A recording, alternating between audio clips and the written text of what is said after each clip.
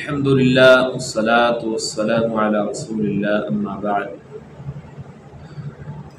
أعوذ بالله من الشيطان الرجيم بسم الله الرحمن الرحيم فإن آمنوا بمثل ما آمنتم به فقد اهتدوا قال النبي صلى الله عليه وسلم من صب أصحابي فعليه لعنة الله والملائكة والناس أجمعين۔ سلسلہ صحیحہ کی روایت ہے، رسول اللہ صلی اللہ علیہ وسلم فرماتے ہیں من صب اصحابی، جو میرے کسی صحابی کو گالی دیتا ہے، اللہ رب العزت کو اس شخص کے اوپر اتنا شدید غصہ آتا ہے، فعلیہ لعنت اللہ، اس کے اوپر اللہ تعالیٰ اپنی لعنت برساتا ہے، والملائکہ، فرشتے بھی اس کے اوپر لعنت کرتے ہیں، والناس اجمعین، اور تمام لوگوں کی اس کے اوپر لعنت برستی ہے۔ اسی طرح رسول اللہ صلی اللہ علیہ وسلم کا ایک فرمان ہے، لا تسبوا اصحابی، اے میرے صحابہ، یعنی میرے صحابہ کو برا بھلا مت کہو۔ رسول اللہ صلی اللہ علیہ وسلم کا ایک فرمان یوں بھی ہے، آپ صلی اللہ علیہ وسلم نے فرمایا اذا ذکر اصحابی فامسکوا، جب میرے صحابہ کا ذکر آئے تو تم اپنی زبانوں کو بند کر لو، فامسکوا، رک جاؤ۔ معزز سامعین، محرم کی آمد ہے، بہت سے لوگ ایسے ہیں جو اپنے آپ کو اہل سنہ بھی کہتے ہیں، لیکن اس کے باوجود صحابہ کرام کے بارے میں اپنے اعتراضات کا اظہار کرتے ہیں۔ یاد رکھیے، صحابہ کرام کے آپس کے اندر جو معمولی اختلافات تھے ان کو بیان کرنا یہ آدمی کو ایمان سے خارج کر دیتا ہے، کیونکہ اگر کوئی شخص ان کے اختلافات کو بیان کرے گا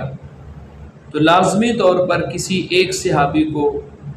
اس کے اوپر ضرور اعتراض اٹھائے گا اور دوسری کو اجاگر کرنے کی کوشش کرے گا۔ جب اعتراض اٹھائے گا تو لازمی طور پر وہ اپنے ایمان کو گوا بیٹھے گا۔ یاد رکھیے، یہ کوئی معمولی اعزاز نہیں ہے، رسول اللہ صلی اللہ علیہ وسلم کا صحابی ہونا یہ معمولی اعزاز نہیں ہے، یہ بہت بڑا اعزاز ہے۔ ان نفوس قدسیہ کا انتخاب اللہ تعالیٰ نے کیا ہے رسول اللہ صلی اللہ علیہ وسلم کے لیے، کیونکہ صحابہ کرام جو تھے وہ جو نبی صلی اللہ علیہ وسلم کی صحبت کی فضیلت بیان کرتے ہیں۔ سیدنا عبداللہ بن عمر رضی اللہ عنہ بیان کرتے ہیں، اصحاب رسول صلی اللہ علیہ وسلم کو برا بھلا مت کہو۔ کیوں؟ ان کی رسول اللہ صلی اللہ علیہ وسلم سے ایک لمحہ بھر کی جو شرف صحبت ہے،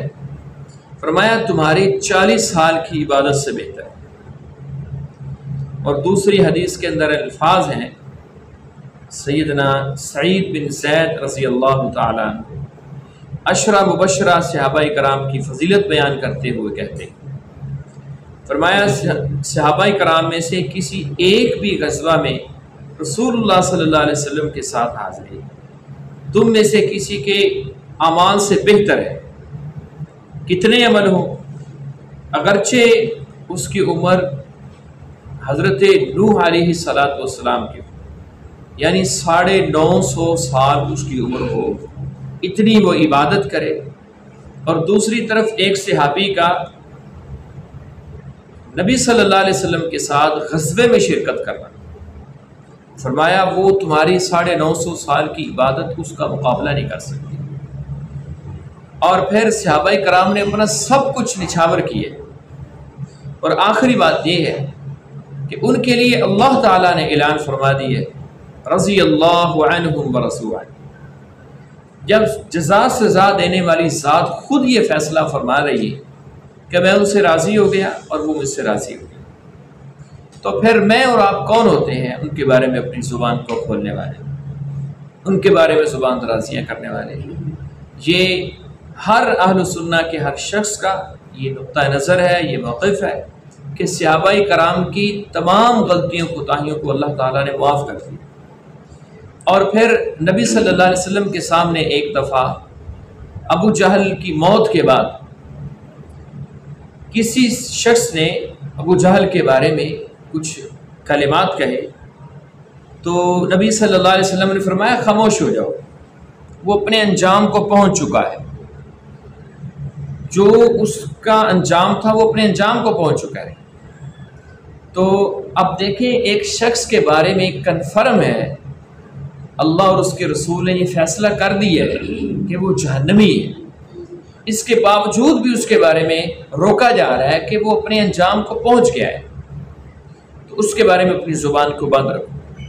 چاہے جائے کہ ان نفوس قدسیہ کے بارے میں ہم اپنی زبان کو کھولیں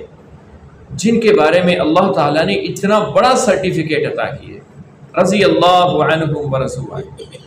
یہ اعزاز جنتی کو جنت میں جانے کے بعد دیا جائے گا، لیکن قربان جائے صحابہ کرام کے اوپر کہ ان کے لیے یہ اعزاز دنیا کے اندر دے دیا گیا، اس لیے وہ سیدنا امیر معاویہ رضی اللہ تعالیٰ عنہ